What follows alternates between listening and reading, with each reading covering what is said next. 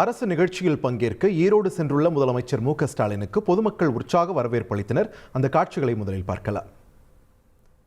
தொடர்ந்து கூடுதல் விவரங்களை வழங்க இணைகிறார் எமது செய்தியாளர் சதாசிவம். சதாசிவம், வணக்கம். இன்று முதல்வரோட நிகழ்ச்சி நிரல் ஈரோடுல எப்படி இருக்க போகிறது? வணக்கம். தமிழக முதல்வர் மு க ஸ்டாலின் கடந்த இரு தினங்களாக ஈரோடு மாவட்டத்தில் சுற்றுப்பயணம் மேற்கொண்டு வருகிறார். இதன்படி இரண்டாவது நாளான இன்று ஈரோடு பெருந்துறை சாலை உள்ள காளிங்கராயன் இல்லத்திலிருந்து சோலாரில் நடைபெறக்கூடிய அரசு நிகழ்ச்சியில் பங்கேற்பதற்காக தனது வாகனத்தில் கிளம்பிய நிலையில் அவருக்கு உற்சாக வரவேற்பு அளிப்பதற்காக திமுக தொண்டர்கள் 4 இடங்களில் மேலதளத்துடன் உற்சாக வரவேற்பு அளித்து வருகின்றனர். இதனைத் தொடர்ந்து சோலாரில் நடைபெறக்கூடிய அரசு நிகழ்ச்சியில் பல்வேறு நலத்திட்ட பணிகளை தொடங்கி வைத்தும் 50,000 பயனாளிகளுக்கு நலத்திட்ட உதவி வழங்கியிருக்கிறார்.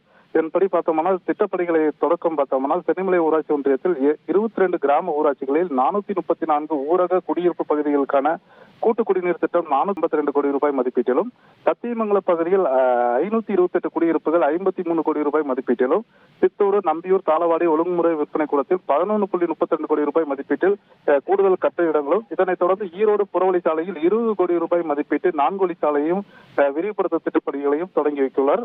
தொடர்ந்து திட்டப்பணிகளுக்கு அடிக்கல் நாட்டுதல் பார்த்தோம்னால் அரசியலூரில் ஜெயராமபுரத்தில் 4.90 கோடி மதிப்பீட்டில் சுதந்திர போராட்ட தியாகி பொல்லானுக்கு திருவுரு சிலையுடன் கூடிய அரங்கம், சத்தியமங்கலம் நகராட்சிக்கு 10.77 கோடி ரூபாய் மதிப்பீட்டில் புதிய கூடுதல் மேம்பாட்டு பணி, இதனைத் தொடர்ந்து 2.20 கோடி ரூபாய் மதிப்பீட்டில் தடப்புலி வாய்க்கால் சீரமைப்பு பணிகள் என மொத்தமாக 950.20 கோடி ரூபாய் மதிப்பீட்டில் 559 திட்டப்பணிகளை முடிவுற்ற திட்டப்பணிகளை தொடங்கி வைத்தோம்.